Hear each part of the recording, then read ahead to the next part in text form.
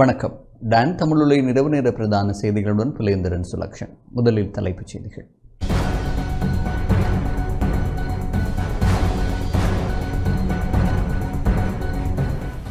உண்மை மற்றும் நீதியை எடுத்து காட்டுவதற்கு புதிய அரசாங்கத்திற்கு சிறந்த வாய்ப்பு கிட்டியுள்ளதாக ஐநா அறிக்கை. யாழ்ப்பாணம் செம்மணி மனித புதைகுழியில் இன்று புதிதாக 9 எலும்புக்கூடுகள் அடையாளம். அரசியல் பழிவாங்கல்களை முன்னெடுக்க வேண்டாம் என எதிர்க்கட்சித் தலைவர் வலியுறுத்தல். வவுனியா பொருளாதார மத்திய நிலையம் இன்று மக்கள் பாவனைக்கு திறப்பு. வடகிழக்கில் உள்ள மனித புதைகுழிகளுக்கு நீதி கோரி நாளை மட்டக்களப்பில் கையெழுத்து போராட்டம். தொடர்வது முதன்மைச் செய்தி.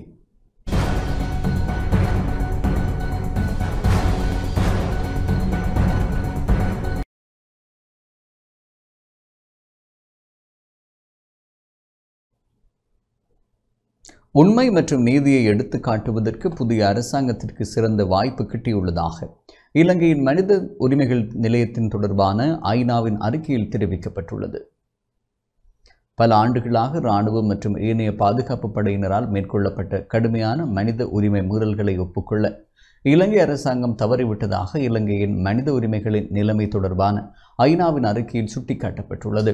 எதிர்வரும் 8ஆம் தேதி ஜெனீவாவில் ஆரம்பமாக உள்ள ஐக்கிய நாடுகள் சபையின் மனித உரிமைகள் அமர்வில் சமர்ப்பிக்கப்பட உள்ள இலங்கையின் மனித உரிமைகளின் நிலைமை தொடர்பான அறிக்கை தற்போது வெளியிடப்பட்டுள்ளது.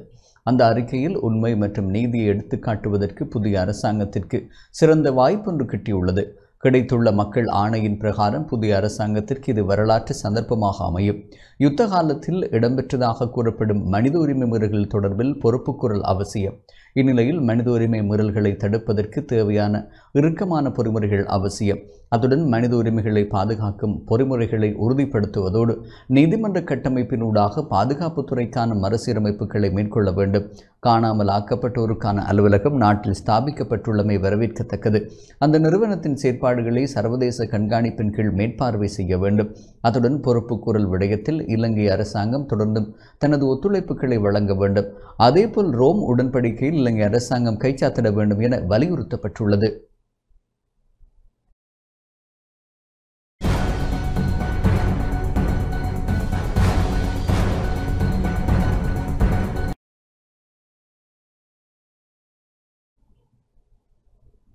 செம்மணி மனித புதைகுழி விசாரணை குறித்து விரிவான அறிக்கை இலங்கை மனித உரிமைகள் ஆணைக்குழு வெளியிட்டுள்ளது. யாழ்ப்பாணத்தில் உள்ள செம்மணி மனித புதைகுழி தளத்தில் நடைபெற்று வரும் விசாரணை குறித்த விரிவான அறிக்கையை இலங்கை மனித உரிமைகள் ஆணைக்குழு வெளியிட்டுள்ளது. அந்த அறிக்கையில் முன்னேற்றம் மற்றும் குறிப்பிடத்தக்க சவால்கள் எடுத்துக்காட்டப்பட்டுள்ளது. நீதி அமைச்சர், போலீஸ் மாதிபர், பாதுகாப்பு அமைச்சர், இராணுவ தளபதி, உயர்கல்வி அமைச்சர், நிதி அமைச்சர் ஆகியோருக்கு 16 பரிந்துரைகளும் முன்வைக்கப்பட்டுள்ளன.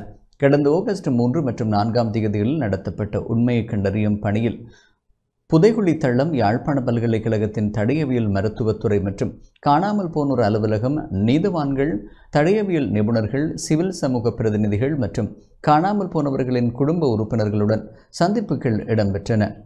அறிக்கையிடும் காலப்பகுதியில் 200க்கும் மேற்பட்ட மனித எச்சங்கள் மீட்கப்பட்டுள்ளதுடன் முதற் கண்டுபிடிப்புகள் 90% மேற்பட்ட உடலங்கள் சாத்தியமான நீதிக்கு புறம்பான கொலைகளை குறிக்கும் வகையில் புதைக்கப்பட்டிருந்தன என்பதை குறிக்கின்றன.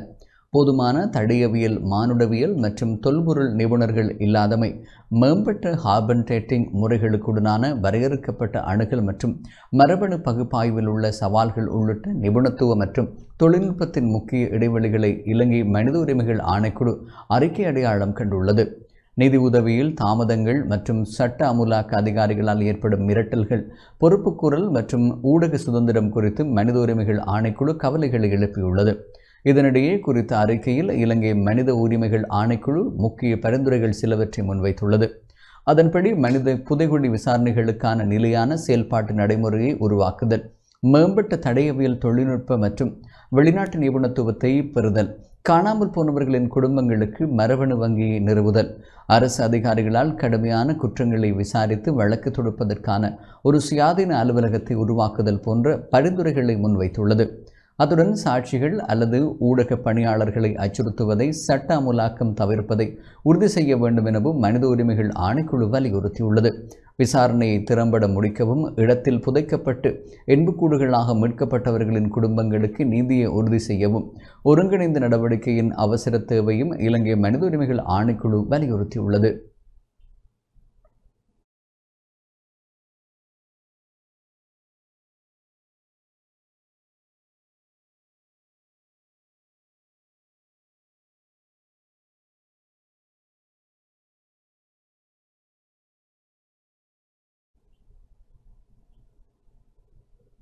அரசியல் பழிவாங்கல்களை முன்னெடுக்க வேண்டாம் என எதிர்க்கட்சித் தலைவர் சஜித் பிரேமதாச தெரிவித்துள்ளார். அனைத்துலக குடிசார் மற்றும் அரசியல் உரிமைகள் உடன்படிக்கை சட்டத்தை பயன்படுத்தி அரசியல் பழிவாங்கல்களை முன்னெடுக்க வேண்டாம் என எதிர்க்கட்சித் தலைவர் சஜித் பிரேமதாச தெரிவித்துள்ளார். உதய கமன்பில தலைமை வகிக்கும் பெதுரு கெல உரிமைய கட்சியின் உறுப்பினர்களுடன் எதிர்க்கட்சித் தலைவர் அலுவலகத்தில் இன்று நடைபெற்ற சந்திப்பில் கலந்து கொண்டு கருத்து தெரிவித்த போது எதிர்க்கட்சித் தலைவர் சஜித் பிரேமதாச இவ்வாறு குறிப்பிட்டார்.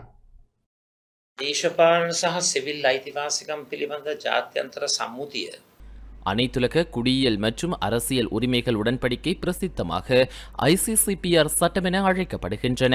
மனித உரிமைகளை பாதுகாப்பதற்கும் சமூகத்தில் அமைதி, ஒற்றுமை, சகோதரத்துவம் மற்றும் நல்லிணக்கத்தை மேம்படுத்தவும் குடிமை சமூக குழுக்கள் மத்தியில் சகோதரத்துவத்துடன் வாழும் நாகரிகமான மற்றும் அமைதியான சமூகத்தை உருவாக்கும் முகமாகவே இந்த சாசனம் உருவாக்கப்பட்டது.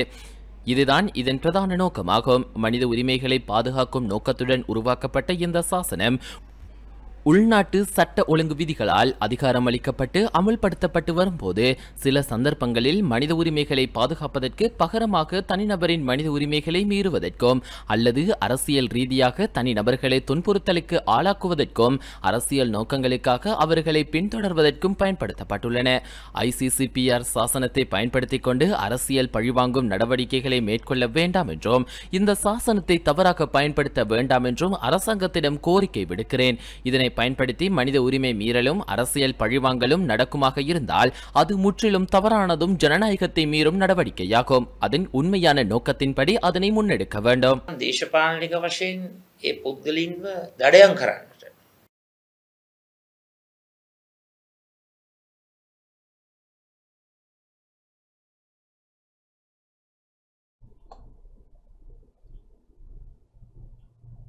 யாழ்ப்பாணம் செம்மணி மனித புதைகுழியில் இன்று புதிதாக 9 எலும்புக்கூடுகள் அடையாளம் காணப்பட்டுள்ளதுடன் 7 எலும்புக்கூடுகள் முற்றாக அகழ்ந்தெடுக்கப்பட்டுள்ளன. மனித புதைகுழியின் 2ஆம் கட்டத்தின் 3ஆம் பகுதி அகழ்வு பணிகள் கடந்த 25ஆம் தேதி ஆரம்பிக்கப்பட்ட நிலையில் இன்று 10வது நாளாகவும் முன்னெடுக்கப்பட்டது. 2ஆம் கட்ட அகழ்வு பணிகளுக்காக நீதிமன்றம் 45 நாட்கள் அனுமதி வழங்கியுள்ள நிலையில் இன்று 42வது நாளாக அகழ்வு பணி இடம்பெற்றது. கட்டம் கட்டமாக இதுவரையில் 51 நாட்கள் முன்னெடுக்கப்பட்ட அகழ்வு பணிகளின் போது 231 எலும்புக்கூட்டு தொகுதிகள் அடையாளம் காணப்பட்டுள்ளதுடன் 213 எலும்புக்கூட்டு தொகுதிகள் முற்றாக அகழ்ந்து எடுக்கப்பட்டுள்ளன. புதிதாக 9 மனித எண்பு தொகுதிகள் சுத்தப்படுத்தப்பட்டு இலக்கமிடப்பட்டுள்ளது.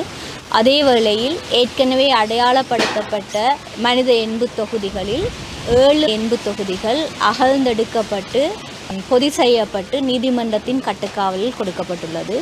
மொத்தமாக இன்று வரையும் 231 மனித எலும்பு தொகுதிகள் அடையாளப்படுத்தப்பட்டு சுத்தப்படுத்தப்பட்டு இலக்கமிடப்பட்டுள்ளதுடன் 213 மனித எண்பு தொகுதிகள் முழுமையாக நிலத்திலிருந்து பிரித்தெடுக்கப்பட்டு பொதி செய்யப்பட்டு நீதிமன்றத்தின் கட்டுக்காவலில் கொடுக்கப்பட்டுள்ளது. முன்னிலை சோசலிச கட்சி உறுப்பினர்கள் மீதான தாக்குதலுக்கு பொதுஜன பெரமுன கண்டனம் தெரிவித்துள்ளது. முன்னிலை சோசலிச கட்சி உறுப்பினர்கள் மீதான தாக்குதலுக்கு கண்டனம் தெரிவிப்பதாக முன்னாள் நாடாளுமன்ற உறுப்பினர் சஞ்சீவ எதிர்மான தெரிவித்துள்ளார். ஸ்ரீலங்கா பொதுஜன பெரமுனவின் தலைமையகத்தில் இன்று இடம்பெற்ற ஊடகவியலாளர் சந்திப்பின் போது அவர் இதனை குறிப்பிட்டுள்ளார். පෙරටුගාමී සමාජවාදී පක්ෂයේ සහෝදර පිරිසක් කියනවා முன்னணி சோசலிச கட்சியின் தோழர்கள் குழு அரசாங்க குண்டர்கள் குழு வந்தே தங்களை கொடூரமாக தாக்கியதாக கூறுகிறது. முன்னணி சோசலிச கட்சியின் தலைவர்களும் அந்த மாவட்டத்தில் உள்ள அவர்களது சக வாக்காளர்கள் உட்பட பொதுமக்களும் இது குறித்து மிகவும் வேதனையான எதிர்ப்பை வெளிப்படுத்தியதை கண்டோம். நான் இங்கே ஒரு குறிப்பிட்ட கருத்தை சொல்கிறேன். மக்கள் விடுதலை முன்னணியினர் தங்களை எதிர்க்கும் அரசியல் தரப்பினர் மீது ஒரு வெறுப்பை கொண்டுள்ளனர். மேலும் அவர்களுடன் இருந்து பின்னர் அவர்களை கைவிட்டவர்கள் மீதும் ஒரு விசேட காழ்ப்புணர்வை கொண்டுள்ளனர். இது வரலாறு முழுவதும் மிக தெளிவாக தென்படுகின்றது. மக்கள் விடுதலை முன்னணியினரின் வரலாற்றை நுட்பமாக புரிந்து கொள்பவர்களால் இதை புரிந்து கொள்ள முடியும். இதற்கு மிகவும் உணர்திறன் வாய்ந்த வரலாற்று உதாரணத்தில் ஒன்றுதான் நந்தன மாரசிங்கவின் கொலையாகும். நந்தன மாரசிங்க மக்கள் விடுதலை முன்னணியை விட்டு வெளியேறி அனுராதபுர சந்தையில் காலணிகள் விற்கும் ஒரு சாதாரண மனிதராக வாழ்ந்து வந்தார். அனுராதபுர சந்தைக்கு வந்த பிறகு நந்தன மாரசிங்க சுட்டுக் கொல்லப்பட்டார். இந்த கொலைக்கு பிறகு ஜேவிபியை பற்றி மிகவும் ஆழமான புரிதலை கொண்டிருந்த தோழர் கெலி சேனாநாயக்க நந்தன மாரசிங்க சுடப்பட்ட பின்னரே ஜேவிபியால் யாரையும் கொல்ல முடியும் என்பதை நான் புரிந்து கொண்டேன் என்று கூறுகிறார். முன்னணி சோசலிச கட்சியின் உறுப்பினர்கள் மீதான தாக்குதலில் நான் காண்பதும் இத்தகைய அரசியல் வெறுப்புணர்வையே ஆகும். ஒரு குறிப்பிட்ட காலத்தில் முன்னணி சோசலிச கட்சியின் புபுது மற்றும் நாகமுவ போன்ற முக்கிய கதாபாத்திரங்கள் மக்கள் விடுதலை முன்னணியினருடன் இணைந்து அரசியல் செய்த ஒரு குழுவாக இருந்தனர். அவர்களுடன் இருந்தவர்கள் மற்றும் பின்னர் அவர்களை கைவிட்டவர்கள் மீதான வெறுப்பையே கம்பஹாவில் உள்ள முன்னணி சோசலிச கட்சியின் உறுப்பினர்கள் மீது ஆட்சியாளர்கள் மிகுந்த தீமையுடன் கட்டவிழ்த்துவிட்டனர். இந்த பிரச்சினை தற்போது இலங்கையின் அரசியல் சமூகத்திற்குள் விவாதிக்கப்பட்டு வருகிறது. இந்த தாக்குதல் கண்டிக்கத்தக்க விடயமாகும். පක්ෂයේ සාමාජිකයන්ට එල්ලවුණු ප්‍රහාරය ඇතුලේ දකින්නෙත් මෙන්න මේ දේශපාලන වෛරය.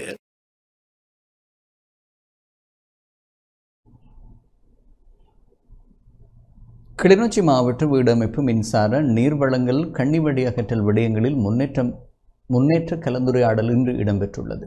கிளிநொச்சி மாவட்டத்தின் வீடமைப்பு மின்சாரம் நீர்வளங்கள் கன்னிவடி அகற்றல் உட்பட பல்வேறு விடயங்களின் முன்னேற்றம் தொடர்பான கலந்துரையாடல் நகர அபிவிருத்தி நிர்மாணத்துறை மற்றும் வீடமைப்பு பிரதி அமைச்சர் சரத் தலைமையில் கிளிநொச்சி மாவட்ட செயலக திறன் விருத்தி மண்டபத்தில் இன்று இடம்பெற்றது. இதில் மாவட்ட அரசு அதிபர் எஸ் முரளிதரன், மாவட்ட ஒருங்கிணைப்பு குழு தலைவரின் இணைப்பாளர் மா மோகன், பிரதேச சபை உறுப்பினர்கள், துறை சார்ந்த திணைக்களங்களின் உத்தியோகஸ்தர்கள் பங்கேற்றனர். கலந்துரையாடலை தொடர்ந்து பரந்தன் பகுதியில் வீடமைப்பு அமைச்சின் நிதி உதவியில் அமைக்கப்பட்ட வீட்டை பிரதி அமைச்சர் பணியாளர்களிடம் கையளித்தார். அதன் பின்னர் பரந்தன் பகுதியில் நிர்மாணிக்கப்பட உள்ள வீட்டுக்கான அடிக்கல்லையும் நாட்டி வைத்தார். அதனைத் தொடர்ந்து கண்டவாளை பிரதேச செயலக பிரிவின் புனநீராவி மற்றும் கரைச்சி பிரதேச செயலக பிரிவில் ராமநாதபுரம் கிராமத்தில் 2017 மற்றும் 2019 ஆண்டு காலப்பகுதியில் வீடமைப்பு அதிகார சபையால் வழங்கப்பட்ட வீட்டுத் திட்டங்கள் பூரணப்படுத்தப்படாத நிலையில் அவற்றை நேரில் சென்று பார்வையிட்டார். இன்று எங்களுடைய மாவட்டத்துக்கு கௌரவ வீடமைப்பு பிரதி அமைச்சர் டி.வி. சரத் அவர்கள் வருகை தந்திருந்தார்கள். அவர்களுடைய நோக்கம் முக்கியமாக இருந்தது எங்களுடைய மாவட்டத்திலே மீள்குடியேற்றம் தொடர்பாக நடத்தப்படுகின்ற வேலை திட்டங்களுடைய முன்னேற்றத்தினை பரிசீலிப்பதாகும். அந்த வகையிலே எங்களுடைய மாவட்டத்துக்கு வீடமைப்பு மற்றும் குடிநீர் வளங்கள், மின்சாரம் வளங்கள், வீதிகளை புனரமைத்தல் என 350 மில்லியன் ரூபாய் நிதி கிடைக்கப்பெற்றிருந்தது.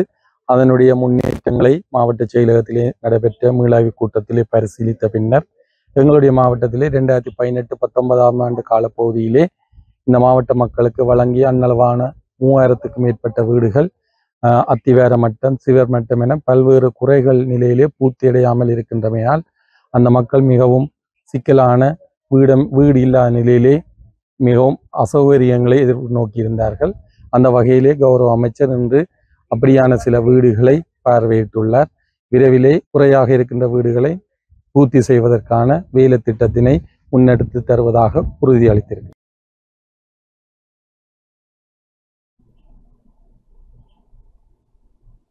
வவுனியா பொருளாதார மத்திய நிலையம் இன்று மக்கள் பாவனைக்காக திறந்து வைக்கப்பட்டது. வவுனியாவில் கடந்த 2018 ஆண்டு அமைக்கப்பட்ட பொருளாதார மத்திய நிலையம் 7 வருடங்களின் பின்னர் இன்று மக்கள் பாவனைக்காக திறந்து வைக்கப்பட்டது. வர்த்தக வாணிப அமைச்சர் வசந்த சமரசிங்க பொருளாதார மத்திய நிலையத்தை உத்தியோகபூர்வமாக திறந்து வைத்து மக்கள் பாவனைக்கு கையளித்தார். நிகழ்வில் பிரதி அமைச்சர்களான எம் ஜெயவர்தன, உபாலி சமரசிங்க, மாநகர முதல்வர் காண்டீபன், நாடாளுமன்ற உறுப்பினர்களான மா ஜெகதீஸ்வரன், சே திலகநாதன் ஆகியோரும் பங்கேற்றிருந்தனர். பொருளாதார அபிவிருத்தி அமைச்சினூடாக கடந்த 2018 ஆண்டு வவுனியா மது வைத்த குளம் 293 மில்லியன் ரூபாய் செலவில் விசேட பொருளாதார மத்திய நிலையம் அமைக்கப்பட்டது. அதனை ஓமந்தையில் அமைப்பதா அல்லது தாண்டிக்குளத்தில் அமைப்பதா என்று அரசியல்வாதிகளிடையில் ஏற்பட்ட இழுபறிகளுக்கு மத்தியில் மது வைத்த குளத்தில் அமைக்கப்பட்டது.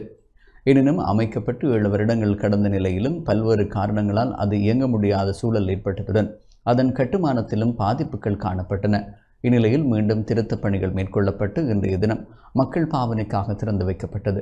குறித்த பொருளாதார மத்திய நிலையத்தில் 50 கடைகள் அனைத்து வசதிகளுடனும் அமைக்கப்பட்டுள்ளதுடன் முதற்கட்டமாக 35 கடைகள் வவுனியா மொத்த வியாபார சந்தை வியாபாரிகளுக்கு ஒரு கடை சதோச நிறுவனத்திற்கும் வழங்கப்பட்டது.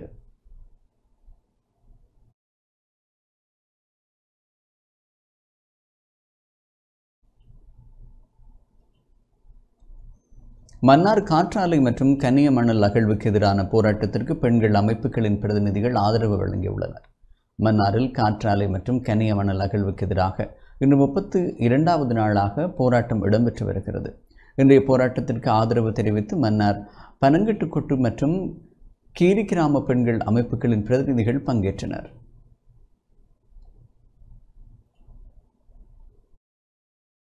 ஜனாதிபதி கொடுத்த ஒரு காலத்து அவகாசம் இன்றையோட 19 நாள் முடிவடைகிறது. அரசு தரப்பில் மேற்கொள்ளுகின்ற அனைத்து முயற்சிகளும் மிகவும் வேகம் நிறைந்ததாக தன்னுடைய காரியங்களை மிக சாதுரியமாக நிறைவேற்றுவதற்காக இந்த முயற்சிகளை மிகவும் தாமதமாக எடுக்கிற அந்த முயற்சிகள் கவலையை தருகின்றது.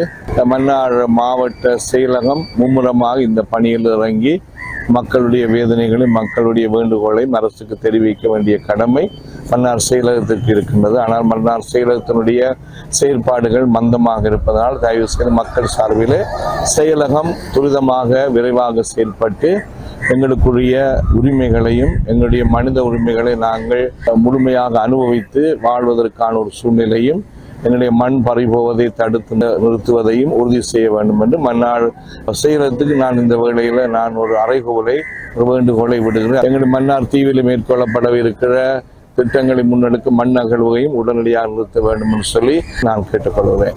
இன்றைக்கு 32வது நாளாக தொடர்ந்து இந்த போராட்டத்தில் ஈடுபட்டாலும் அரசு இந்த போராட்டத்துக்கு செவி சாய்த்ததாக தெரியவில்லை. இந்த மண்ணிலிருந்து எங்களை விரட்ட முடியாது. இந்த போராட்டத்தின் தாற்பயத்தை உணர்ந்து துரித கதியில் அரசு நல்ல முடிவுகளை எடுக்க வேண்டும். இந்த மண் அகழ்வு வேணாம், எங்களுக்கு காற்றாடியும் வேணாம், எங்களுக்கு ஒரு நல்ல தீர்வு கிடைக்க வேணும். கனியவள மண் அகழ்வு காரணமாகவும் இந்த கனியவள மண் அகழ்வு காரணத்தை உடனடியாக நிறுத்த வேண்டும் எனவும் நாங்கள் அரசுக்கு ஒரு கோரிக்கை விடுக்கின்றோம். கூடிய அளவு விரைவாக இந்த ஒரு தீர்வு வர வேண்டும் என இந்த அரசாங்கத்தை நாங்கள் பணிவாக கேட்டுக்கொள்கின்றோம். தற்காலிக ஒரு தீர்வை நாங்கள் எதிர்பார்க்கவில்லை. கனியமணல் அகழ்வை நிறுத்துவதாக எங்களுடைய ஆயர் அவர்களிடம் ஜனாதிபதி அவர்கள் கூறியிருந்த போதிலும் மன்னாரிலே அந்த சாண்ட் மைனிங் அவர்களுடைய நிறுவனத்தினுடைய அலுவலகம் இயங்கிக் கொண்டிருக்கிறது. இந்த நிமிடம் வரைக்கும் சட்டபூர்வமாக இவற்றை நிறுத்தி தருமாறு தான் நாங்கள் கேட்கிறோம். அவர்கள் மேலும் இந்த காற்றாலைகளை பூட்டுவதற்கான எத்தனிப்பை பார்க்கிறார்களே தவிர அவற்றை நிறுத்துவதற்கான எந்த ஒரு நிலப்பாடுகளும் தென்படுவதாக தெரியவில்லை. ஆகவே நிரந்தர தீர்வு வரும் வரை எங்களுடைய போராட்டம் தொடரும். இவர்கள் இந்த காற்றாலை திட்டத்தையும் இந்த கனியமணல் அகழ்வையும் முன்னெடுப்பார்கள் என்று சொல்லி சொன்னால் முழு மாவட்டம் தழுவிய ரீதியிலே மாவட்ட முடக்கத்துக்கு அடுத்த கட்டமாக மக்கள் தயாராக இருக்கிறார்கள். மேன்மிதங்கிய ஜனாதிபதி அவர்கள் இதை முற்றுமுழுதாக மன்னார் மாவட்டத்திலிருந்து நிறுத்த வேண்டும் என்பதுதான் எங்களுடைய ஒரே ஒரு கோரிக்கையாக ஜனநாயக ரீதியான போராட்டமாக இந்த போராட்டம் அமைந்திருக்கிறது. திருகோணமலை கந்தளை பிரதேச சபையின் ஐக்கிய மக்கள் சக்தி உறுப்பினர் போலீசாரால் கைது செய்யப்பட்டுள்ளார். திருகோணமலை கந்தளாய் போலீஸ் பிரிவுக்குட்பட்ட ஆரியவம்சம் ஆவத்தை பகுதியில் திருடப்பட்ட 2 எருமை மாடுகளை வைத்திருந்த குற்றச்சாட்டின் பேரில் கந்தளாய் பிரதேச சபையின் ஐக்கிய மக்கள் சக்தி உறுப்பினர் ஒருவர் போலீசாரால் கைது செய்யப்பட்டுள்ளார். கடந்த மாதம் 13ஆம் தேதி சேரனுவரவில் பகுதியில் இருந்து திருடப்பட்ட எருமை மாடுகள் கந்தளாய் பகுதிக்கு கொண்டு வரப்பட்டு குறித்த பிரதேச சபை உறுப்பினருக்கு விற்கப்பட்டுள்ளதாக போலீஸ் முறைப்பாடு செய்யப்பட்டிருந்தது. குறித்த நபர் அவற்றை தனது தோட்டத்தில் கட்டியிருந்த நிலையிலேயே அவர் கைது செய்யப்பட்டதாகவும் சந்தேக நபர் ஒரு அரசு ஊழியர் எனவும் போலீசார் தெரிவித்தனர். கந்தளாய் போலீஸ் பிரிவுக்கு பொறுப்பான சிரேஷ்ட போலீஸ் அத்தியட்சகர் LM சஞ்சீப பண்டாரவின் வழிபடுத்தலின் கீழ் விசாரணைகள் முன்னெடுக்கப்பட்டன. கைது செய்யப்பட்ட சந்தேக நபர் மூதூர் நீதிமன்றத்தில் முன்னிலைப்படுத்தப்பட்ட போது எதிர்வரும் 16ஆம் தேதி வரை விளக்கமறியலில் வைக்குமாறு நீதவான் தஸ்னீம் பவுசான் உத்தரவிட்டுள்ளார். சம்பவம் தொடர்பான மேலதிக விசாரணைகளை சேரனுவர போலீசிடம் ஒப்படைக்கப்பட்டுள்ளதாக கந்தளாய் போலீசார் தெரிவிக்கின்றனர்.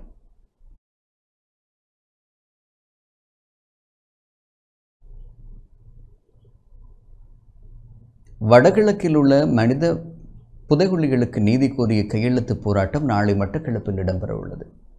செம்மணி உட்பட வடகிழக்கில் உள்ள மனித புதைகுழி மற்றும் இனவழிப்புக்கு சர்வதேச நீதி கோரி தமிழ் தேசிய கட்சிகளால் வடகிழக்கில் முன்னெடுக்கப்படும் கையெழுத்து போராட்டம் கிழக்கு மாகாணத்தில் நாளை ஆரம்பிக்க உள்ளது. அது தொடர்பில் தெளிவுபடுத்தும் ஊடக சந்திப்பு இன்று மட்டக்களப்பில் இடம்பெற்றது. நாளை காலை 9 மணிக்கு மட்டக்களப்பு காந்தி பூங்காவில் இந்த கையெழுத்து போராட்டம் நடைபெற இருக்கின்றது. எனவே சகல தமிழ் மக்களும் பாதிக்கப்பட்டவர்கள், தமிழின படுகொலை நடைபெற்றிருக்கின்றன என்பதை ஏற்றுக்கொண்டவர்கள்.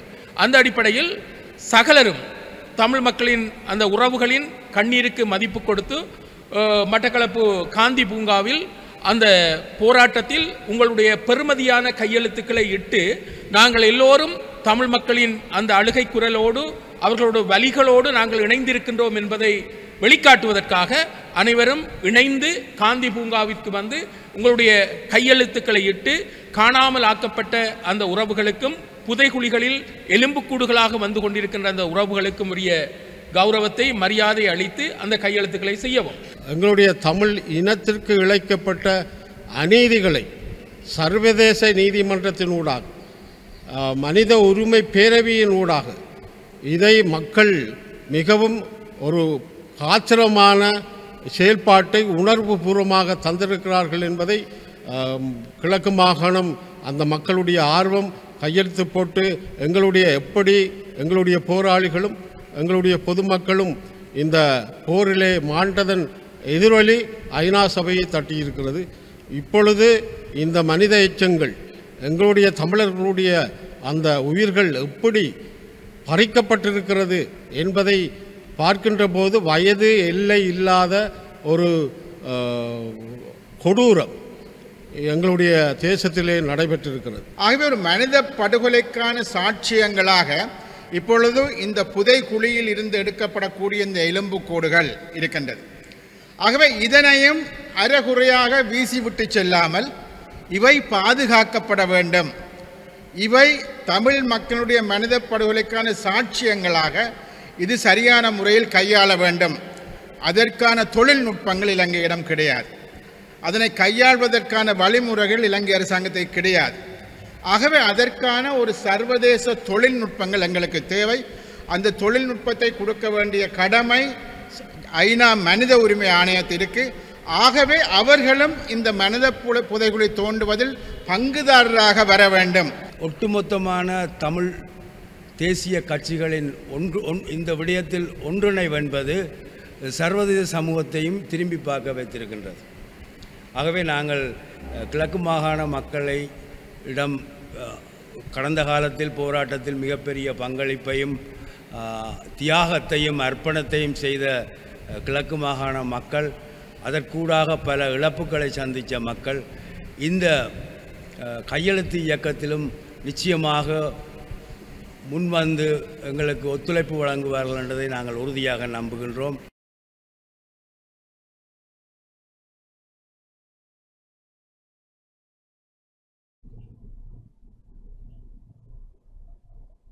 கொலை சம்பவத்துடன் தொடர்புடைய நபரை காலை மீடியாக்குட போலீஸ் நிலையத்தில் ஒப்படைக்குமாறு நுவரெலியா மாவட்ட நீதவான் உத்தரவிட்டுள்ளார்.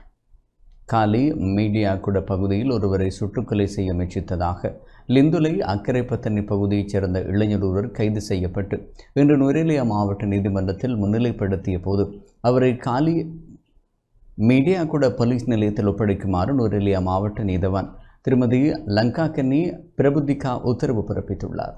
லிந்துலை அக்கரைப்பத்தனை கோல்ஃப்ரூக் பகுதியில் மனைவியின் வீட்டில் தலைமறைவாக இருப்பதாக தலவாக்கலை சிறப்பு விசேட அதிரடிப்படை முகாமிற்கு கிடைக்கப்பெற்ற ரகசிய தகவல் ஒன்றினை அடுத்து 31 வயதுடைய இளைஞர் ஒருவரை கைது செய்து நேற்று இரவு குற்றச்செயலுக்கு உதவி புரிந்ததாக குற்றச்சாட்டில் கைது செய்யப்பட்ட குறித்த இளைஞன் அக்கரைப்பத்தனை போலீசாரிடம் ஒப்படைக்கப்பட்ட நிலையில் மேலதிக விசாரணையின் பின்னர் குறித்த நபரை நுவரெலியா மாவட்ட நீதிமன்றத்தில் இன்று முன்னிலைப்படுத்தினர். பீட்டியாக்குட பகுதியில் கடந்த திங்கட்கிழமை மதியம் துப்பாக்கிச் சூட்டு சம்பவம் ஒன்று இடம்பெற்றதை குறிப்பிடத்தக்கது.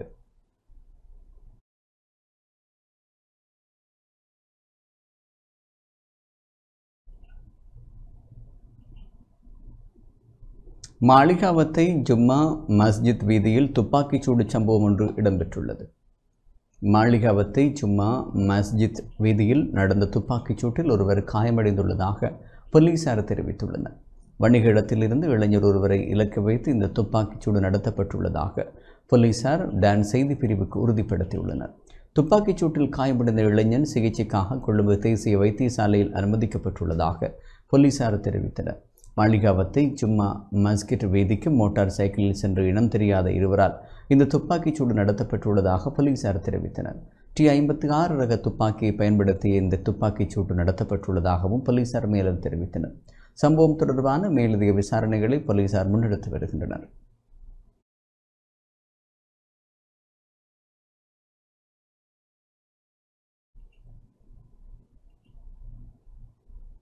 சுற்றுலாத்துறையை மேம்படுத்துவதற்காக செயலணி ஒன்றை நிறுவுவதில் அரசாங்கம் கவனம் செலுத்தியுள்ளது.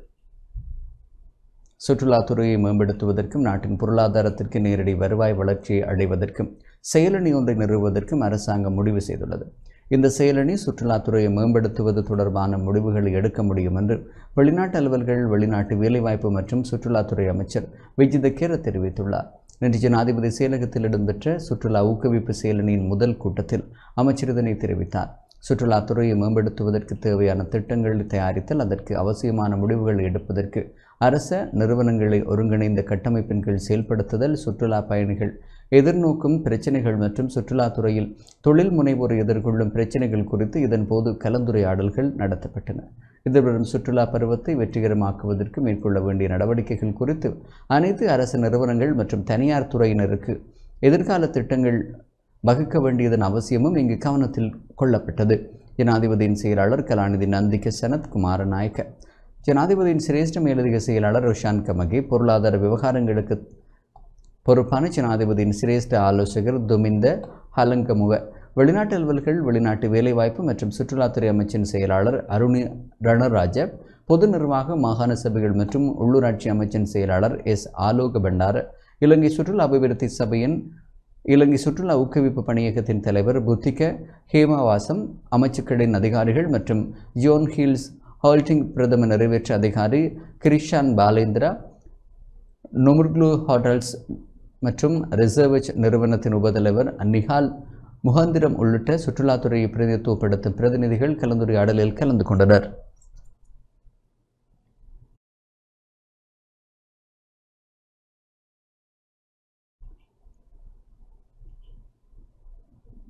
இலங்கை பெண்ணொருவர் இங்கிலாந்தில் தாக்கல் செய்த மேல்முறையீட்டில் வெற்றி பெற்றுள்ளார். இலங்கை பெண்ணொருவர் தனது புகலிட கோரிக்கையை மீண்டும் விசாரிக்க கோரி இங்கிலாந்தில் தாக்கல் செய்த மேல்முறையீட்டில் வெற்றி பெற்றுள்ளார். 2021ஆம் ஆண்டு இங்கிலாந்திற்குள் நுழைந்த அந்த பெண் தனது குடும்பத்தினர் விடுதலை புலிகளுடன் தொடர்பு கொண்டிருப்பதனால் தாம் இலங்கையில் துன்புறுத்தல்களை எதிர்கொள்ள நேரிடும் என்று கூறியிருந்தார். நாடு கடத்தப்பட்டால் நாடு திரும்பும் போது கைது செய்யப்படலாம் என்றும் அவர் குறிப்பிட்டிருந்தார். இந்நிலையிலேயே முதல் நிலை தீர்ப்பாயம் அவரது கோரிக்கையை நிராகரித்தது. அவரது நம்பகத்தன்மையை கேள்விக்குள்ளாக்கியிருந்தது.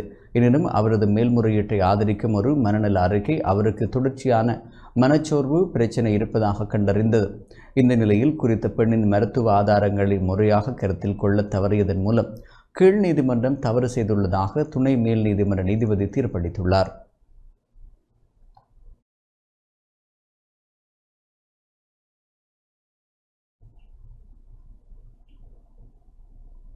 எதிர்வரும் அக்டோபர் மாதம் யாழ்ப்பாணத்தில் சர்வமத மாநாடு நடத்தப்பட உள்ளது. எதிர்வரும் அக்டோபர் மாதம் 4ஆம் தேதி யாழ்ப்பாணம் மாவட்ட சர்வதேச மத பேரவையால் சர்வமத மாநாடு நடத்தப்பட உள்ளது. இந்த மாநாடு தொடர்பில் யாழ்ப்பாணம் ஆயர் இல்லத்தில் ஊடக சந்திப்பு இடம்பெற்றது. சர்வமத தலைவர்கள் விளக்கம் அளித்தனர். இந்த ஊடக சந்திப்பில் யாழ் மாவட்ட சர்வமத பேரவையின் தலைவர் சிவஸ்ரீ கிருபானந்த குருக்கள், யாழ் மறைமாவட்ட குருமுதல்வர் யோசப் தாஸ் ஜபரட்னம் அடிகளார், அகில இலங்கை யமியத்துல் உலமா சபையின் யாழ் கிளிநொச்சி மாவட்ட செயலாளர் மௌலவி ஏ ரலீம், யாழ் நாகவிகார விகாராதிபதி விமலதீரர் ஆகியோரும் பங்கேற்றனர். எங்களுடைய யாழ் மாவட்ட சர்வமத பேரவையால் ஒரு சர்வமத மாநாடு ஒன்றை நடத்துவதற்கு நாங்கள் தீர்மானித்திருக்கின்றோம். தேசிய ஒற்றுமையை நோக்கி எம்மை வழிநடத்தும் சமய விழுமியங்கள் என்ற கருப்பொருளிலே இந்த மாநாட்டை நாங்கள் நடத்த இருக்கின்றோம். வருகின்ற அக்டோபர் மாதம் 4ஆம் தேதி சனிக்கிழமை யாழ்ப்பாணம் திருவள்ளுவர் கலாச்சார மண்டபத்திலே காலை 9 மணி தொடக்கம் 12 மணி வரை இந்த சர்வமத மாநாடு நடைபெற இருக்கின்றது. இதற்கான எல்லா ஆயத்தங்களையும் நாங்கள் இப்பொழுது செய்து வருகின்றோம்.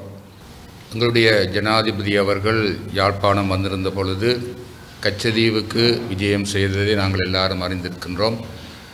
அதை ஒரு சுற்றுலாத்துறை இடமாக மாற்ற முடியும் என்ற ஒரு கருத்தை அவர் தெரிவித்திருப்பதாக அறிகின்றேன். ஆனால் உண்மையாகவே கச்சதீவு ஒரு புனிதமான ஒரு தீவு. அங்கே புனித அந்தோனியாருடைய திருத்தலம் இருக்கிறது. ஒவ்வொரு வருடமும் இலங்கையிலிருந்தும் இந்தியாவிலிருந்தும் பக்தர்கள் அங்கே ஒன்று கூடி அந்த புனித அந்தோனியாருடைய திருநாளை தவக்கால யாத்திரையாக செய்து வருகின்றார்கள். ஆகவே அது ஒரு சுற்றுலா தலமாக மாற்றப்படுவது அதை நாங்கள் எந்த விதத்திலும் விரும்பவில்லை. ஏனென்றால் அது இந்த புனித தலத்தினுடைய அந்த புனிதத்துவம் நிச்சயமாக பாதுகாக்கப்பட வேண்டும். ஆகவே நிச்சயமாக ஜனாதிபதி அவர்கள் இது விடயமாக நமது யாழ் மறை மாவட்டத்தோடு கலந்துரையாடுவார் என்பது எங்களுடைய நம்பிக்கை. நான் நினைக்கின்றேன் ஜனாதிபதியுடைய இந்த விஜயத்தினுடைய முக்கியமான நோக்கம் இது இலங்கைக்கு சொந்தமான தீவு, இதை யாருமே உரிமை கோர முடியாது என்பதை வலியுறுத்துவதற்காகத்தான் அவர் அங்கே சென்றிருக்கின்றார் என்று நான் நினைக்கின்றேன். கட்டப்பட்ட விகாரியை அழிப்பதென்பது எந்த மதத்தவரும் ஏற்றுக்கொள்ள முடியாத விடயம்.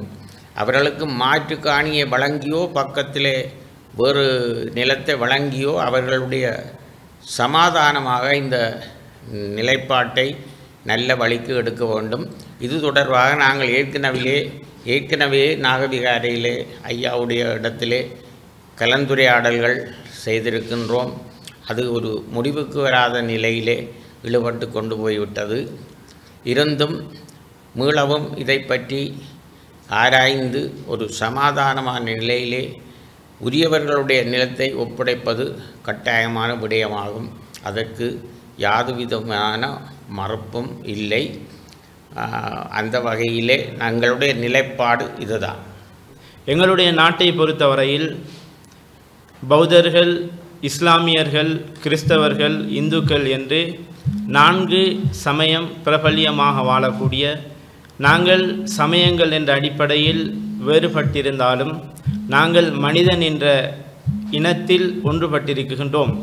ஒவ்வொரு சமயங்களும் ஒவ்வொரு மனிதனையும் நல்வழிப்படுத்துகின்றது. அந்த வகையில் நாங்கள்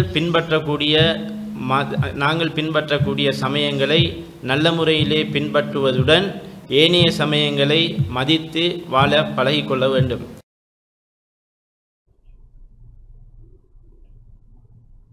கிளிநொச்சி பரந்தன் இந்து மகாவித்தியாலய சாதனையாளர்களை கௌரவிக்கும் நிகழ்வு இன்று இடம்பெற்றது. கிளிநொச்சி பரந்தன் இந்து மகாவித்தியாலயத்தைச் சேர்ந்த தேசிய மட்ட சாதனையாளர்களை கௌரவிக்கும் நிகழ்வு அதிபர் தலைமையில் இன்று இடம்பெற்றது. கடந்த 29, 30, 31ஆம் தேதிகளில் மாத்தளை ஹலைவில பொது விளையாட்டு மைதானத்தில் இடம்பெற்ற 2025ஆம் ஆண்டுக்கான பாடசாலைக்கு இடையிலான தேசிய மட்ட கைப்பந்து போட்டியில் 3ஆம் இடத்தை பெற்றுக்கொண்ட பரந்தன் இந்து மகாவித்தியாலய வீராங்கனைகள் இன்று கௌரவிக்கப்பட்டனர். இந்நிகழ்வில் உதவி கல்வி பணிப்பாளர் தர்மசீலன், உடற்கல்வி உதவி கல்வி பணிப்பாளர் மற்றும் அதிபர், ஆசிரியர்கள், மாணவர்கள் என பலர் கலந்து கொண்டனர்.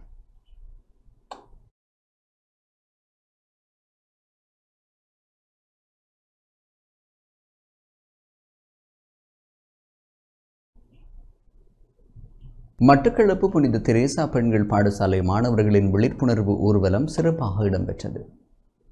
மட்டக்களப்பு புனித தெரேசா பெண்கள் பாடசாலை மாணவர்களின் விழிப்புணர்வு ஊர்வலம் மற்றும் விழிப்புணர்வு வீதி நாடகம் என்பன பாடசாலை சுகாதார கழக பொறுப்பாசிரியரின் வழிநடத்தலில் இன்று இடம்பெற்றன.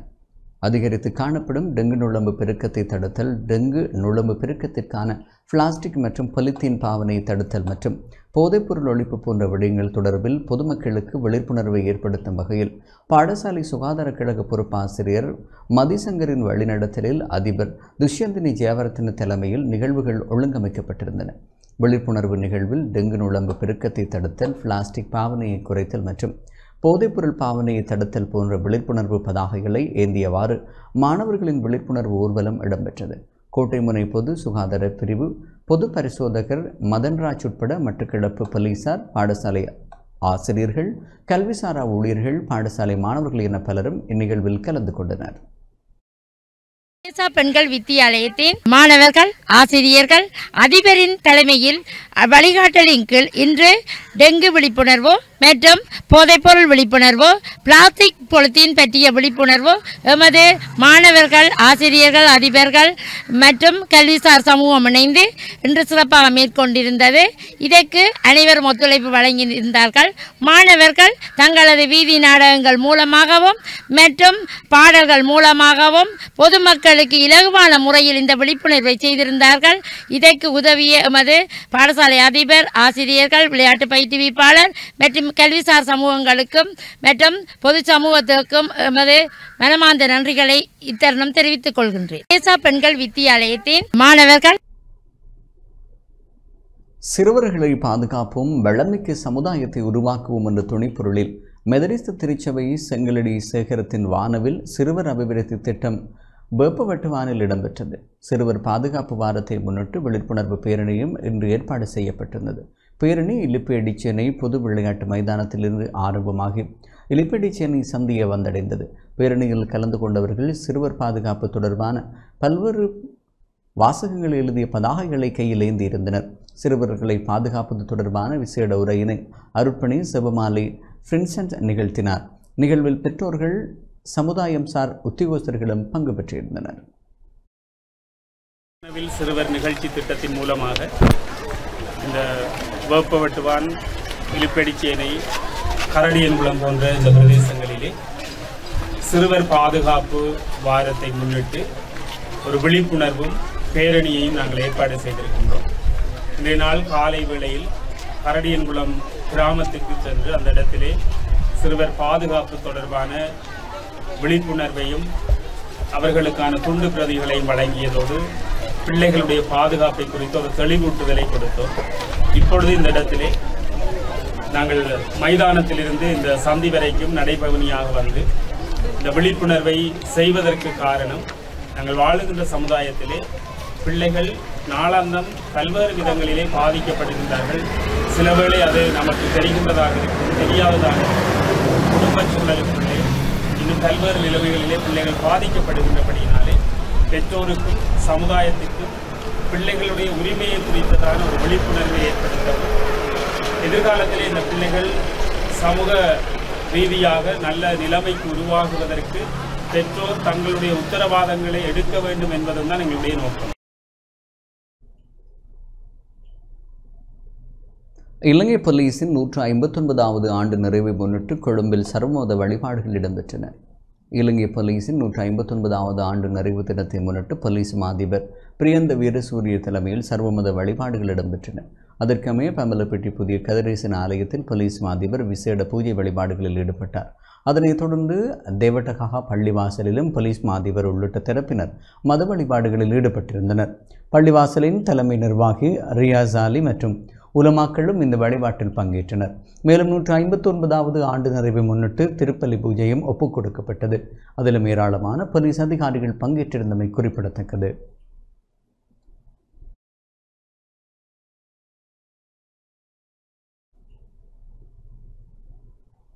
பருத்தித்துறை போலீஸ் நிலையத்தில் பருத்தித்துறை போலீஸ் நிலைய பொறுப்பதிகாரி தலைமை போலீஸ் பரிசோதகர் பிரியந்த அமரசிங்க தலைமையில் நிகழ்வுகள் இடம்பெற்றன. போலீஸ் சேவையின் 159வது ஆண்டு நிறைவை முன்னிட்டு காங்கேசந்துறை பிரதி போலீஸ் மாதிபர் 2 பிரிவுக்குட்பட்ட வல்வெட்டித்துறை, நெல்லையடி, பருத்தித்துறை, மருதங்கணி ஆகிய பிரிவுகளுக்கு பாதுகாப்பான வடிகட்டப்பட்ட குடிநீர் சுத்திகரிப்பு நிலையத்திற்கான அடிக்கல்லை காங்கேசந்துறை 2 பிரதி போலீஸ் மா அதிபர் BWS சந்தன பிரதம விருந்தினராக கலந்து கொண்டு நாட்டி வைத்தார். அதனைத் தொடர்ந்து பருத்தித்துறை போலீஸ் நிலைய பொறுப்பதிகாரி தலைமை போலீஸ் பரிசோதகர் பிரியந்த அமரசிங்க, வல்வெட்டித்துறை போலீஸ் நிலைய பொறுப்பதிகாரி கிரிஷாந்த பீரிஸ், நெல்லியடி போலீஸ் நிலைய பொறுப்பதிகாரி கேமந்த ரொஹான் உட்பட போலீஸ் அதிகாரிகள் பலரும் அடிக்கலை நாட்டி வைத்தனர். இதில் வல்வெட்டித்துறை, நெல்லியடி, பருத்தித்துறை, மருதங்கணி போலீஸ் நிலையங்களில் போலீஸ் அதிகாரிகளும் கலந்து கொண்டனர்.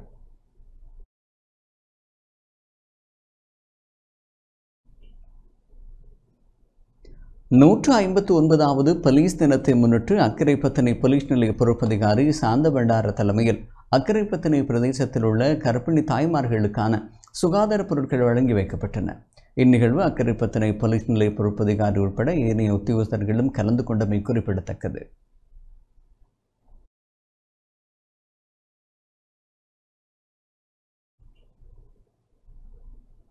ஹட்டன் போலீஸ் நிலையம் மற்றும் 319 கிராம சேவகர் பிரிவு போலீஸ் பாதுகாப்பு குழு இணைந்து ஏற்பாடு செய்த இரத்த தான நிகழ்வு ஒன்று இன்று ஹட்டன் போலீஸ் நிலைய கேட்போர் கூடத்தில் இடம்பெற்றது.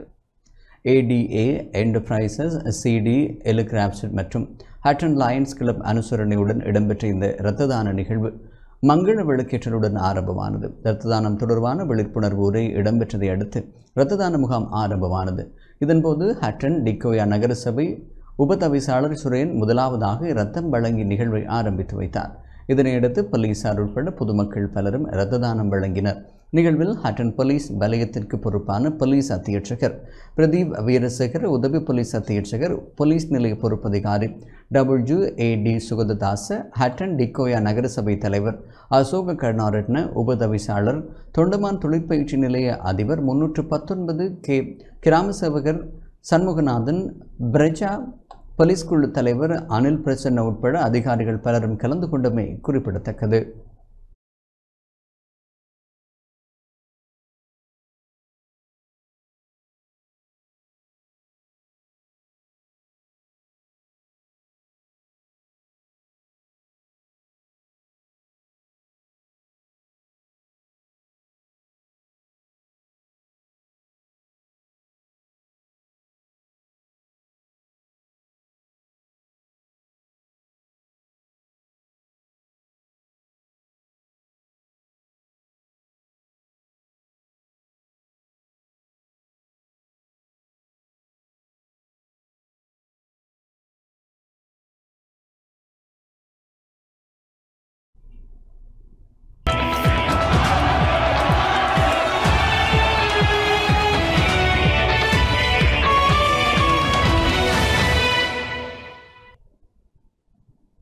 கிழக்கு மாகாண பாடசாலைகளின் விளையாட்டு விழா மட்டக்களப்பில் ஆரம்பமானது.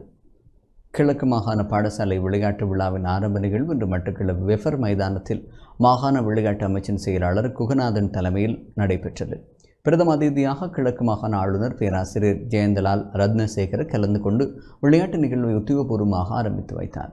தொடர்ந்து 5 நாட்கள் விளையாட்டு விழா இடம்பெற்று எதிர்வரும் 7ஆம் தேதி இறுதி நாள் நிகழ்வுகள் இடம்பெற உள்ளன. ஆரம்ப நிகழ்வில் கிழக்கு மாகாண கல்வி பணிப்பாளர் திருமதி சிரியா குணவர்தன, விளையாட்டு அமைச்சின் உயர் அதிகாரி, கல்வி திணைக்களத்தின் உயர் அதிகாரிகள், பாடசாலைகளின் அதிபர்கள், ஆசிரியர்கள், மாணவர்கள், பெற்றோர்கள் என பலரும் கலந்து சிறப்பித்தனர்.